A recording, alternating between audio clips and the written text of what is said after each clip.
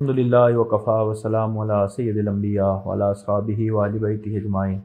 بسم اللہ الرحمن الرحیم۔ انبیاء کرام کی ذات معصوم عن الخطا ہے، اور اس کے بعد کوئی شخصیت ایسی نہیں جو گناہوں سے پاک ہو۔ اللہ تعالیٰ نے انسان کو اس دنیا میں پیدا کیا عمل کرنے کے لیے، اور ہر انسان کو جب دیکھا جائے گا تو اس کے اندر خیر اور شر دونوں چیزیں پائی جائیں گی۔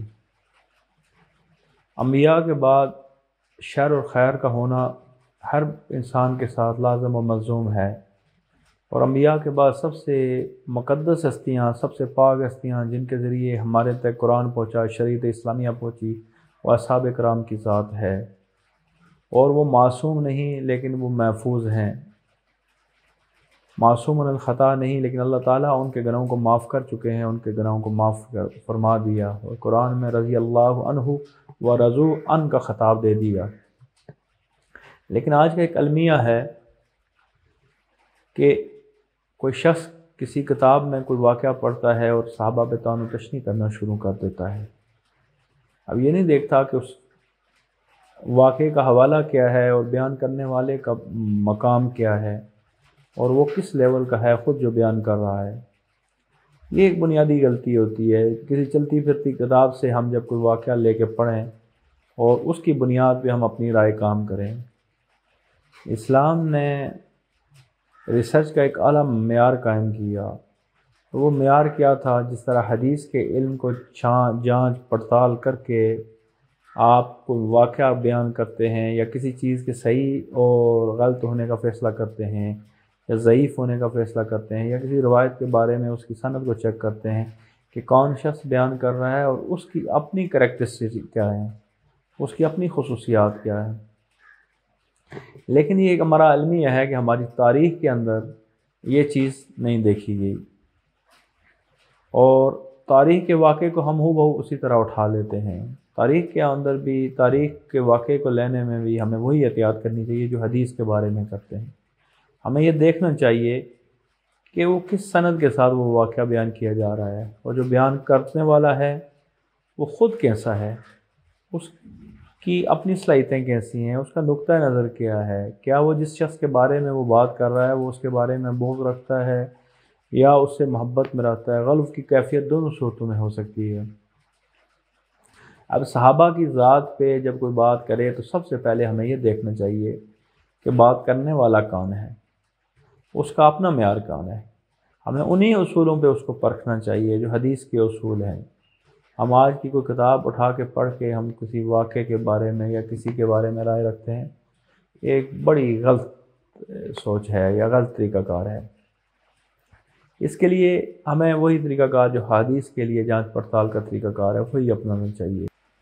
صحابہ کے بارے میں ایک اصول ہے کہ صحابہ کلہم عدول، کہ صحابی کلہم عدول، کہ تمام صحابہ عادل ہیں، سچے ہیں اور حق پہ ہیں۔ اور یہ وہ بنیادی اصول ہے جو محدثین لیتے ہیں جب وہ کوئی روایت بیان کرتے ہیں۔ تو جب ہم کوئی واقعہ صحابہ کی ذات کے بارے میں جس میں ڈسکس کیا جا رہا ہو، جب ہم اس واقعے کو لیں تو سب سے پہلے ہمیں اس شخص کے بارے میں دیکھنا چاہیے کہ کیا وہ کذاب تو نہیں تھا، وہ جھوٹا تو نہیں تھا۔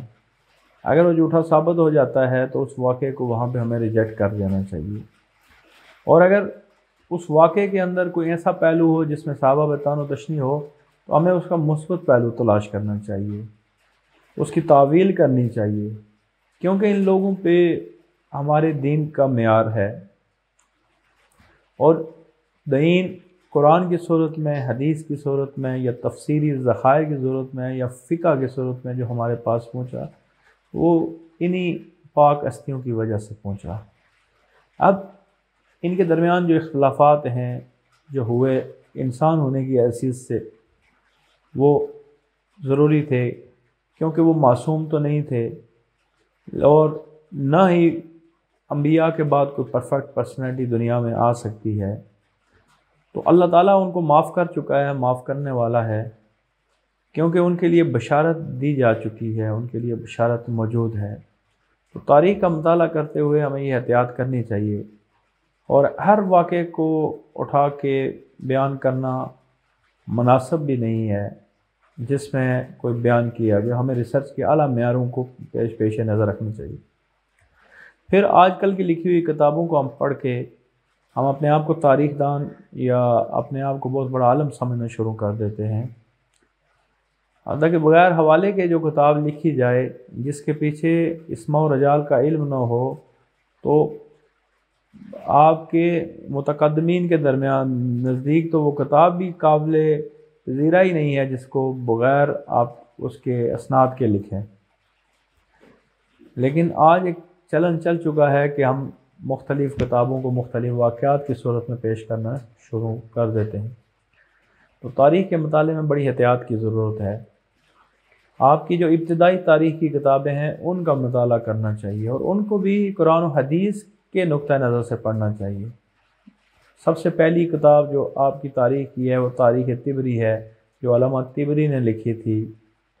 پھر اس کے بعد تاریخ اسلام ہے علامہ ذہبی کی. پھر علامہ ابن کثیر نے البدایہ و النہایہ لکھی اور ابن طبری کی تلخیص یا طبری کے واقعات میں سے وہ جو صحت کے معیار پہ پورے اترتے تھے ان کو اکٹھا کیا علامہ ابو بکر ابن العربی نے العواصم من القواسم نے. یہ ابتدائی کتابیں ہیں. پھر ابن خلدون ہے. ان کو مطالعہ کیا جائے. لیکن ان کو مطالعہ کرتے ہوئے بھی کیونکہ تاریخ طبری جو پہلا سورس ہے وہ بھی یہی کہتا ہے کہ میں نے جہاں سے جو واقعہ سنا اٹھا کے لے لیا. اب قاری کے اوپر ہے, پڑھنے والے کے اوپر ہے کہ وہ اس کی صحت کو جانچے کہ وہ واقعہ صحیح ہے یا درست ہے, بیان کرنے والا کذاب ہے یا سچا ہے, یا کیا وہ ذاتی جس کے بارے میں بیان کر رہا تھا وہ بوجھ رکھتا ہے یا نہیں رکھتا. تو یہ احتیاطیں ہیں کہ ہمیں صحابہ کی ہستی, صحابہ کی ذات کو ڈسکس کرتے ہوئے ان احتیاطوں کو پیش نظر رکھنا چاہیے. امید ہے کہ آج کی گفتگو آپ کو پسند آئی ہوگی. وما علینا الا البلاغ.